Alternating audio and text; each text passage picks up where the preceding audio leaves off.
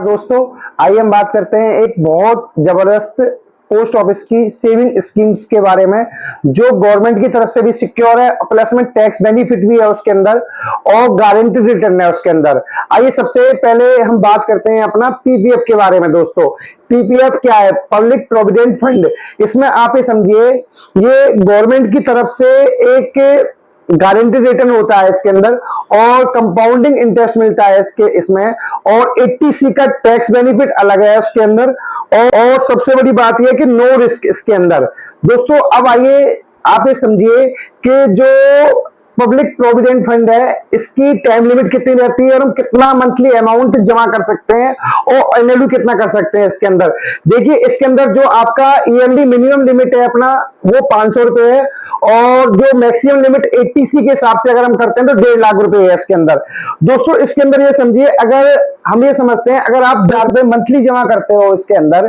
तो आपका साल में 1,20,000 रुपए जमा होता है और ये 20 साल बाद कितना अमाउंट इकट्ठा होगा तो 20 लाख के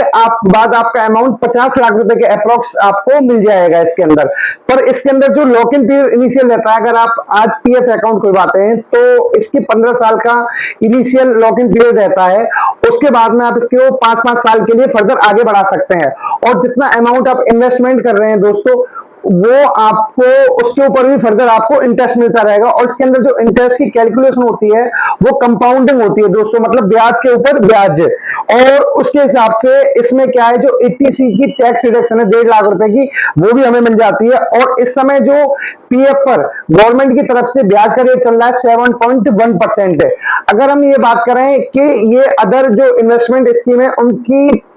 कंपेयर में क्यों बेनिफिशियल है, यहाँ पर सबसे बड़ी बात ये दोस्तों, जैसे अगर आप म्यूचुअल फंड या स्टॉक मार्केट अदर स्कीम में इन्वेस्टमेंट करते हैं तो वहां पर एक रिस्क रहता है कि मार्केट में जो अपने शेयर्स हैं वो ऊपर नीचे रहे, तो उस वजह से अगर आप जितना अमाउंट कर रहे हैं तो उस अमाउंट में आपकी कमी भी आ सकती है। पर यहाँ पर क्या है, एक सिक्योर और सेफ रिटर्न है इसके अंदर और गवर्नमेंट की गारंटी है। दोस्तों, एक चीज और, यहाँ पर आप जो ये पीएफ है अपना पोस्ट ऑफिस में भी खुलवा सकते हैं और अदर जो सरकारी बैंक हो गई एसबीआई, पीएनबी और प्राइवेट बैंक, आज की डेट में सबके अंदर फैसिलिटी मिल रही है। और इसके अंदर एक सबसे बड़ी बात ये और है कि अगर आपका 10 साल या 12 साल आपको हो गए पैसे डालते हो और आपको पैसे की जरूरत पड़ रही है इसके अंदर, तो उसके ऊपर आप लोन भी ले सकते हैं गवर्नमेंट की तरफ से। ये भी इसके अंदर अपना बेनिफिट मिल रहा है कि किसी पर्सन को अगर जरूरत पड़ती है तो वो जो जिसका जो अमाउंट जमा है अपना पीएफ के अंदर उसके ऊपर हमें लोन भी मिल सकता है। और दोस्तों, एक चीज और है, जैसे हम अगर एफडी कराते हैं, एफडी का भी सेम रेट है। वहां पर हमारा क्या है, एफडी के अंदर जो इंटरेस्ट मिलता है उस पर इनकम टैक्स भी लगता है। इसके अंदर जो है 1.5 लाख रुपए तक आपका टैक्स फ्री रहता है। और इसके अंदर एक सबसे बड़ा बेनिफिट ये है कि आप इसको बच्चों के नाम से,